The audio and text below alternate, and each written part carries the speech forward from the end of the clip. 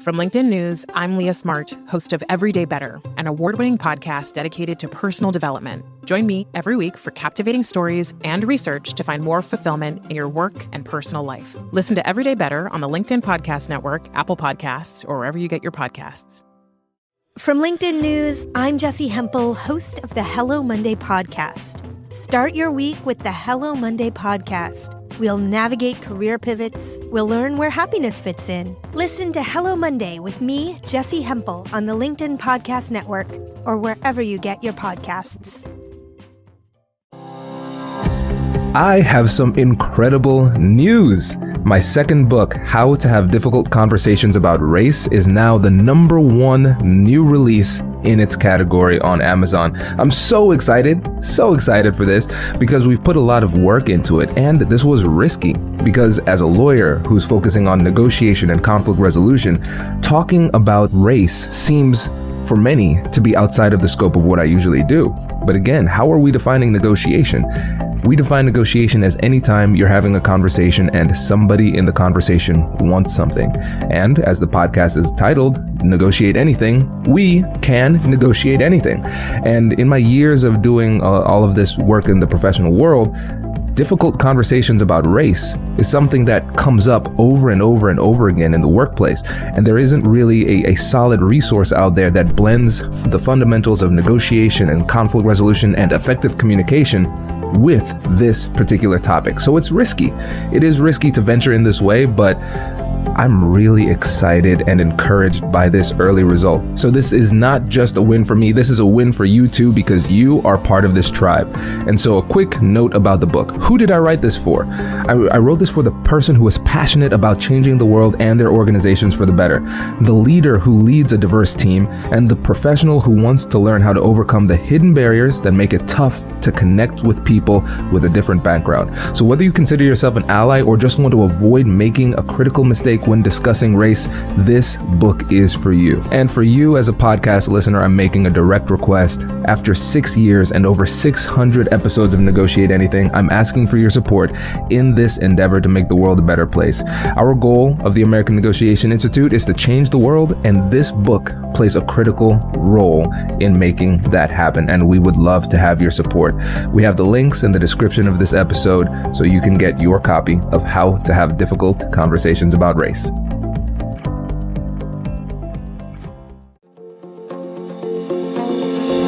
Hello, my friends, and welcome to another exciting episode of Negotiate Anything.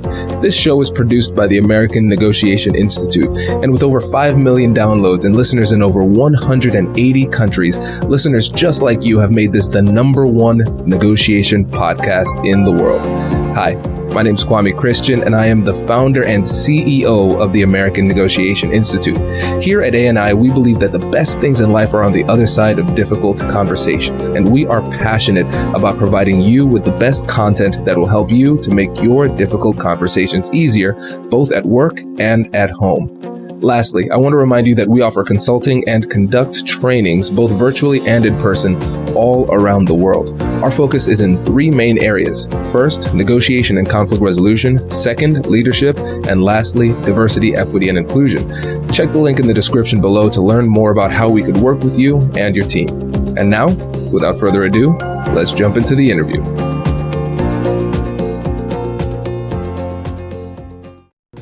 Azul, thanks for joining us today. Thanks for having me, Kwame. It's such a privilege and honor to be here.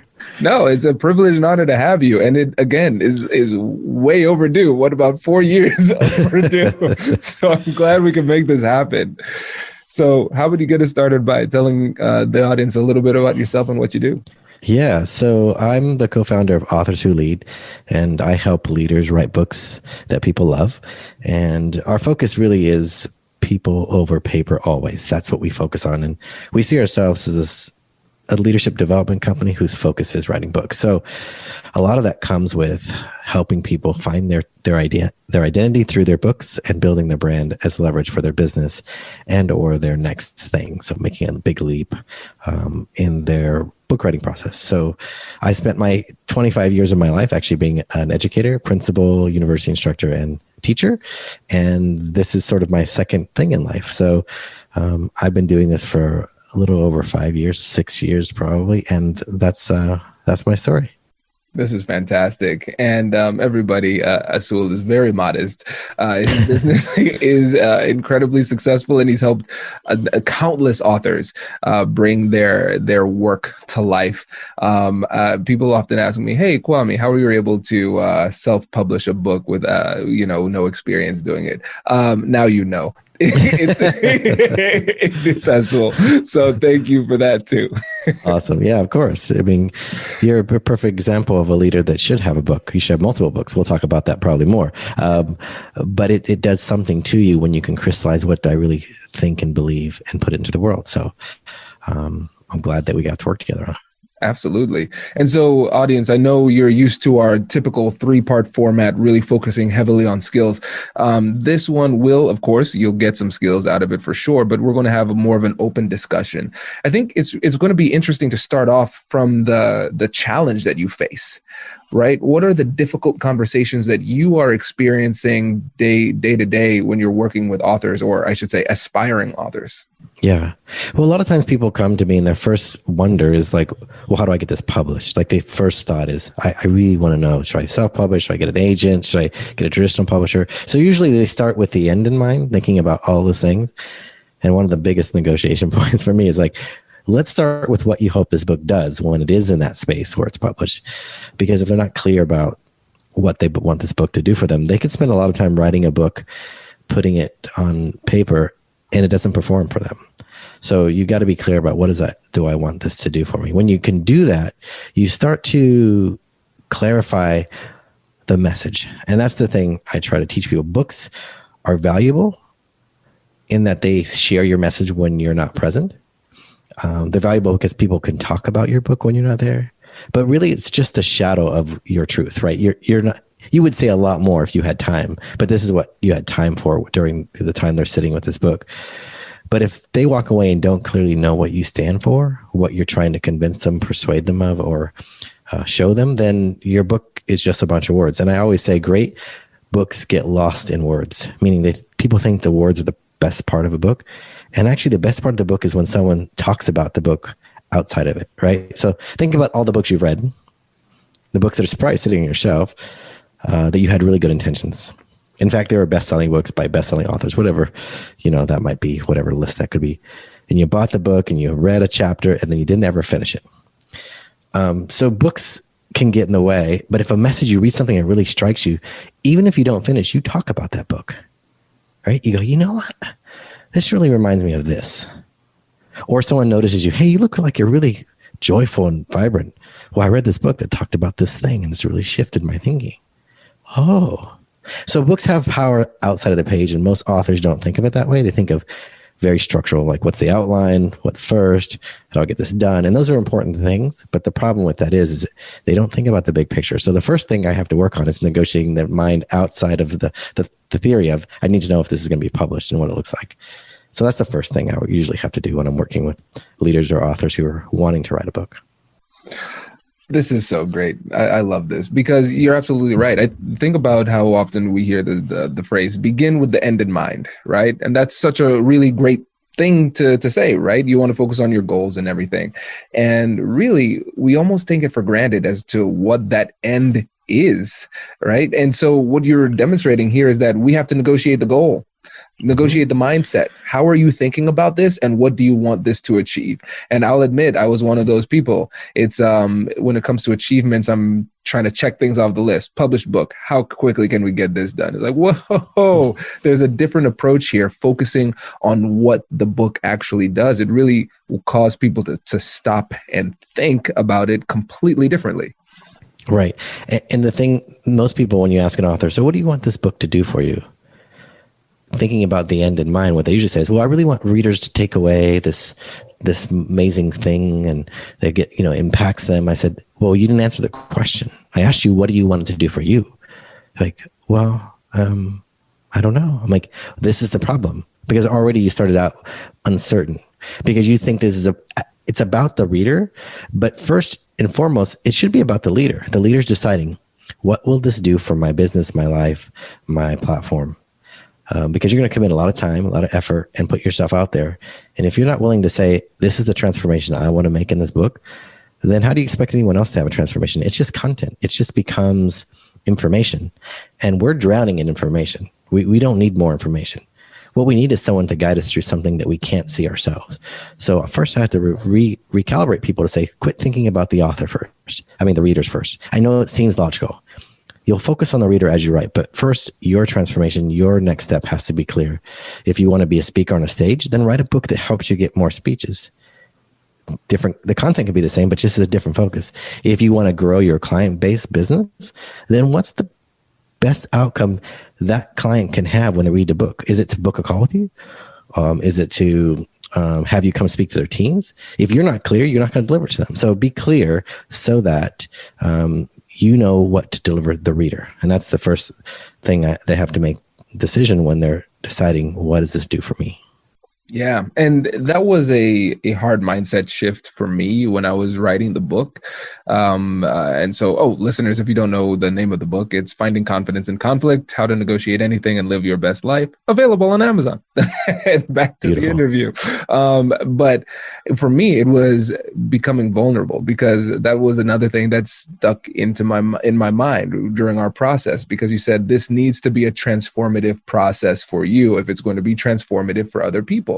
And I said, Azul, I like the way I am right now. I like being behind this. I like being Oz behind the screen. Yeah, exactly. Because the thing was, and you can attest to this, honestly, like when I was first thinking about the book, it was quite boring.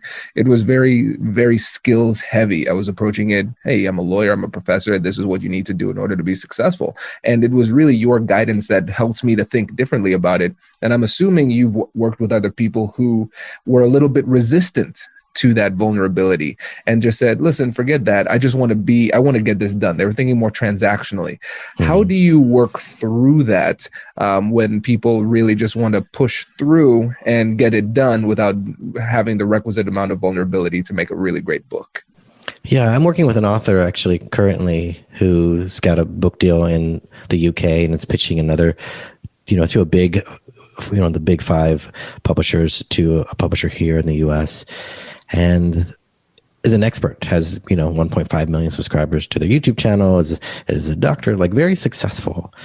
The part that's missing is his vulnerable truth.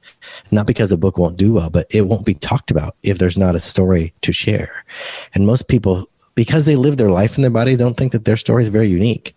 They think, well, you know what? Actually, that's the least interesting thing about me. And the truth is, everyone's selling sunshine. If we think we're unique and that what we do is unique, you'll just take a little bit of a Google search and realize 16 other people do exactly what you do. So you can't win by being unique in the delivery thing of the sunshine. Because if someone draws a circle on the ground and says, look at my sunshine circle, it's awesome. And then someone next to you just draws a bigger circle, says, look at my sunshine circle. It's sort of an interesting dilemma, but nothing that we're doing someone else can't repeat. So when I was a kid, I got a magnifying glass in a science kit. And the coolest thing about it was I could use it to look at things up close. But then I discovered you could burn your friend's leg. You can light a leaf on fire, right? Maybe I might have burned a few ants, so I owe some cosmic karma for that. But the lesson learned was that focused light is the same sunshine that would just warm your hand can actually burn or ignite something. And so most authors miss that they are the lens. They are that magnifying glass. They worry about the content, the sunshine. Don't worry about the sunshine. What you write in the book is less important than you think. It's knowing why you're the unique messenger. Why would you be the one to tell the story? Jada Selner, the co-founder of Simple Green Smoothies, says, there are no unique messages, Azul, just unique messengers. And that's very true. That's very true in the sense that I want authors to see themselves first in their body and not hiding themselves behind the content, because no one will remember them. If I can take their name off of it and put someone else's, how is that going to be impactful? How is that going to help them build a legacy, a business, or a brand when it's just the content there? So that's another piece of that's important to think about when you're trying to create something. And your story in your book, even though the title and stuff shifted, I think you did a better job of the title than you and I came up with. But the story, the essence of it, is the reason why people remember it. It's the reason people, tens of thousands of people watch your TED Talk, because it puts humanity in it. And I was like, man, that's so true what Kwame says. So I just want authors to hear that, is that if we loved information, we'd all dumpster dive at the end of the school year at universities and get textbooks and just read them. Content. We don't, because that's not what keeps us moving forward as humans. It's the story that's attached to it. Does your company invest in professional development training?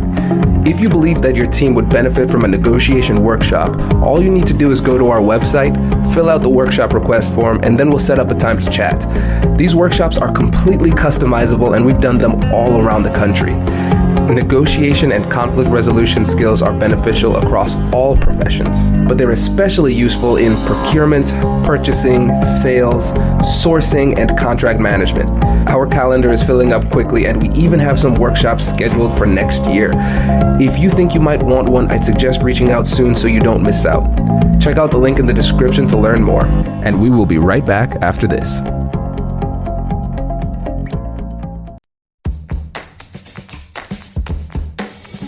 Hey you, I'm Andrew Seaman. Do you want a new job? Or do you want to move forward in your career? Well, you should listen to my weekly show called Get Hired with Andrew Seaman. We talk about it all, and it's waiting for you, yes you, wherever you get your podcasts. Brace the rudders! Raise the sails! Raise the sails! Captain, an unidentified ship is approaching. Over. Roger. Wait, is that an enterprise sales solution? Reach sales professionals, not professional sailors. With LinkedIn ads, you can target the right people by industry, job title, and more. We'll even give you a $100 credit on your next campaign. Get started today at linkedin.com/marketer. Terms and conditions apply. Love this. Yeah, it makes a lot of sense. It makes a lot of sense.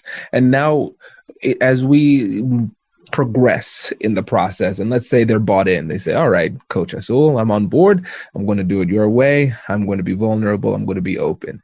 And now what ends up happening is they say, listen, I'm going to make this perfect book. And so they spend a month making a perfect book. Then they spend a year making a perfect book. And then they're spending 3 years making the same perfect book. And then 10 years later, you're like, hey, what's going on with that book? Yeah, man, I'm still working on it. And this is something that I struggled with too, and you helped me through it. How do you work with people who get into that cycle of delay, where you need to push them toward completion, but there's something blocking them from actually getting the job done? Yeah, you know what? Nothing works better than a deadline that's external. But the way that I help people is remind them that there is no perfect book, that perfection is an idealism, and that they have to get over that. The same, when I used to coach TED speakers, the thing they would want to know is, I really want to do a good job being a great speaker. I'm like, well, it's not called great speakers. It's called ideas worth spreading. Spend all your time on an idea. It won't matter how great of a speaker you are. The virality comes from the message that you share that no one else can see. And so it can be imperfect, right? That's the thing I help remind them, is there's no wrong choice when you're trying to decide, should this go in the book? Should it not? It's more or less of, there's only one choice. It's the choice you make. And if you can own that and you realize I can't be wrong, you start to make progress. Because the other thing, besides wondering about, well, how does it get published? People wonder about is, well, what if it's not any good? What if it gets bad reviews? What if someone else already wrote about this and I didn't know it? Like, all these things are future forward. I said, those are not things you can control. They're not here. They're not now. So the only thing you can do is the now, which is finish the book. Because I'm the worst. I tell people it took me 24 years and 30 days to write my first book.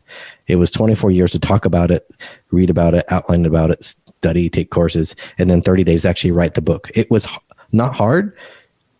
In my head, it was hard, but what the problem was, I was living in a perfect world. This has got to be good world. And I realized that never did anything for anyone living in my head. Yeah, it makes so much sense. And it seems as though it's not just about the facts of the situation, right? You have to play almost the role of therapist to a certain extent to figure out what that block is. Right. So when people show up with a block or a problem, people refer to it as writer's block, but I say there's no such thing as a writer's block in that you don't know what to say. Writer's block is the fact that you have too much to say.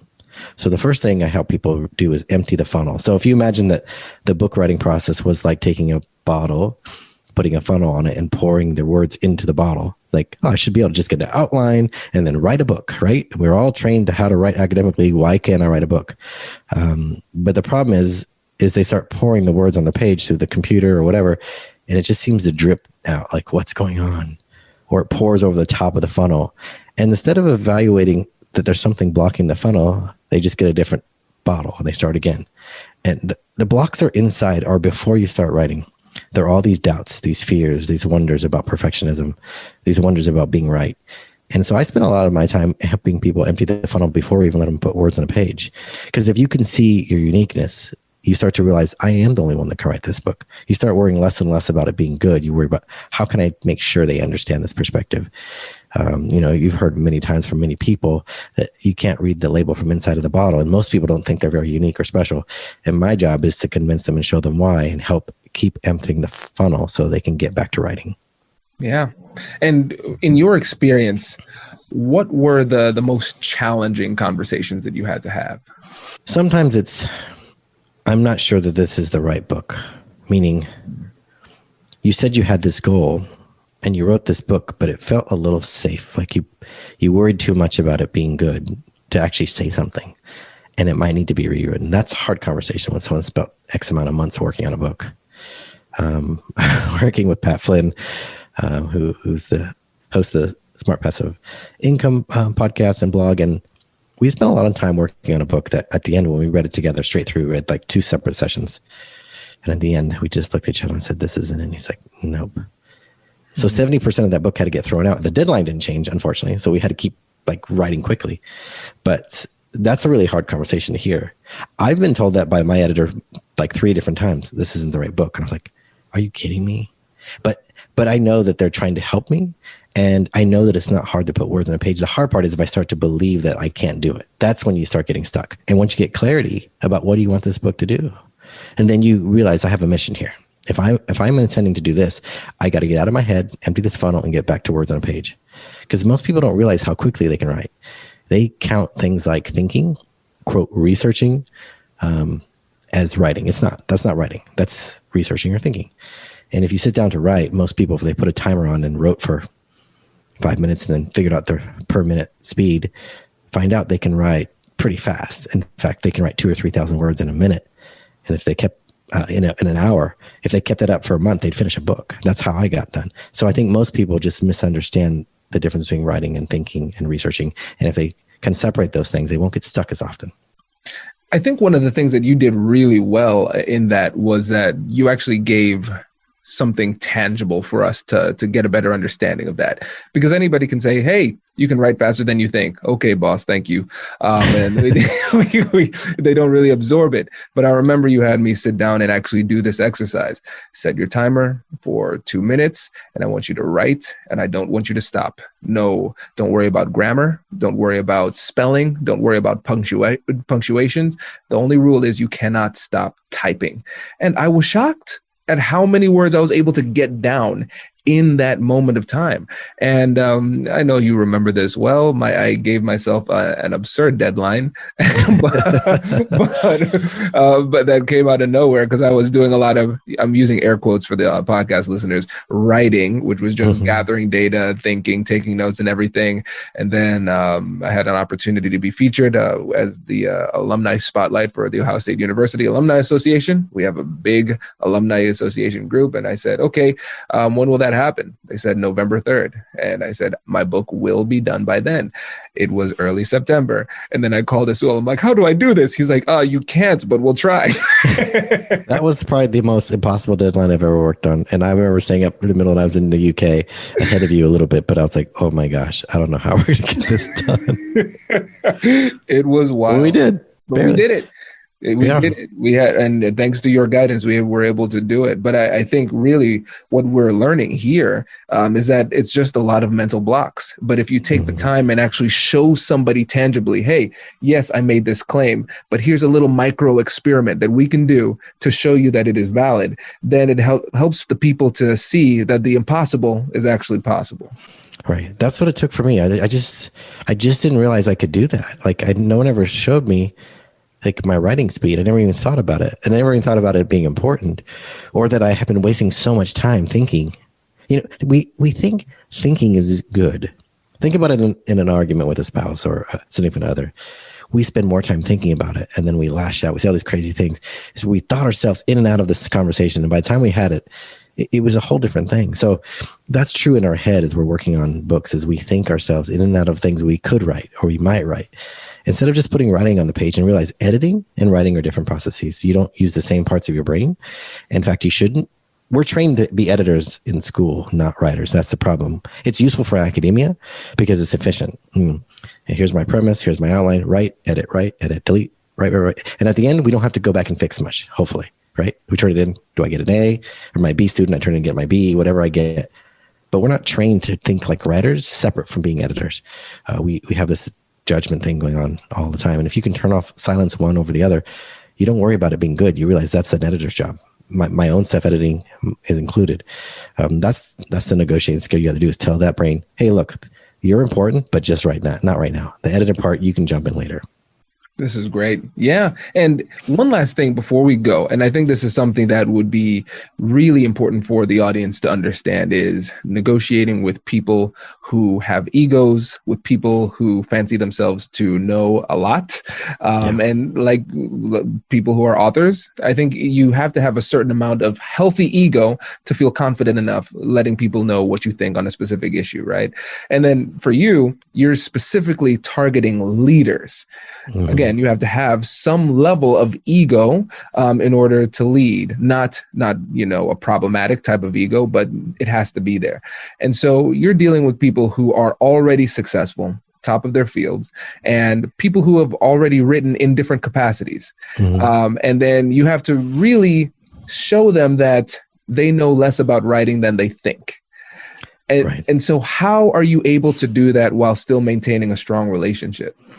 You know, what's interesting, the group of people that's the most challenging for are academics. Though I have helped professors write books before, they know that they're not writing in a tone that is interesting. The hardest thing is to unplug that part of them, their writing style, because it comes with a certain amount of persona, like, this is who I am. And I'm like, do you want to be that person, or do you want to be the person that impacts people? Like, you choose. Recently, I was working with a former NFL player. We're working on 2 books. I mean, man, this guy knows a lot about football. I know a little bit, but I don't know very much. The interesting thing is I have to command him, just like I command any other author, to take action. He's used to being coached, but I mean, you have to be, the Eagles are frail and fragile.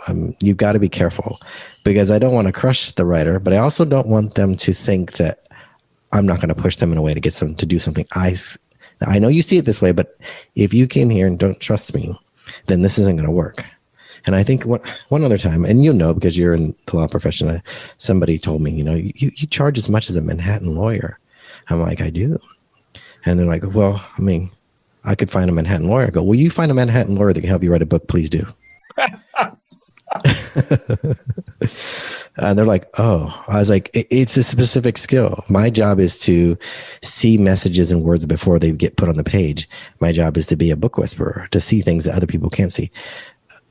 There's nothing wrong with being a Manhattan lawyer, but that's just a different skill set. So, but their mindset was already fixed that this was not value, and there's nothing I could do to help them. And we had to part ways because their mind was fixed. They wanted it to be easy and not hard, and they wanted to find a way out. I'm like, there's no way out of this. Getting less price is not going to make it any easier. So I think part of the negotiation is me understanding what I can do and what I can't for them, and showing them themselves. Because the truth is, Kwame, you are your own best teacher in this work. I just pointed you in the right way. I didn't tell you had to do it this way. And you figured it out by me saying, look, this is where I want you to observe this, and then do this. And you did it. And then if it worked for you, you would adjust, right? So I think that's the other thing, is I don't tell people how to, I just point them in the direction they should go. Right. But that's so powerful as a leader, though, right? Because you're guiding people, they're responding, but you're not pushing people. And I think that's a really interesting distinction. Yeah. And it really, I mean, I can't make them write. but I can inspire them to take action when they're stuck, when they have a reason, when they're actually arguing with themselves, and I'm there. Why they shouldn't do this or why this isn't working. And I said, you know what? It really is words on a page. And I make them write for 8 minutes when they're stuck. I go write for 8 minutes. And I watch and I say, how many words are like 350? I go, if you kept that pace up for the next 9 months, you'd finish a book. You don't think you don't have 8 minutes a day? It's hard to argue with their own data. I'm like, interesting. This isn't about not having time to write. This is you arguing with yourself of why you're not doing it. So we've got to get over that first. Right. Oh man, we can talk about this forever, and I know that because we have. But before you go, can you tell the audience again about your business and how they could reach out to you and potentially work with you too? Yeah, you can find me at authorswholead.com. I also have a podcast under the same name. We interview authors from New York Times bestselling authors to first-time writers to 12-year-olds who publish books, just about behind the scenes, about the processes they went through, about what was hard, what was easy. Did they get an agent? Did they not? Would they do it differently if they could do it again? So Authors Who Lead podcast is another great place to find me. And you can find me on my social media at the same thing, Authors Who Lead. Fantastic. Azul, thank you so much, my friend. Really appreciate it. Congratulations! You've just joined an elite club. By listening to a full episode, you're now officially on the Negotiate Anything team. So welcome aboard. What most team members do is they subscribe to the podcast because that allows them to automatically get the latest episodes of the show. The best things in life lie on the other side of difficult conversations. Keep learning, keep practicing, and keep getting better. Your relationships will improve, your career will soar, and you'll have the confidence you need to get the most out of these crucial conversations. Again, thank you for joining the team. We're excited to have you, and I will see you in the next episode. I'll catch you later.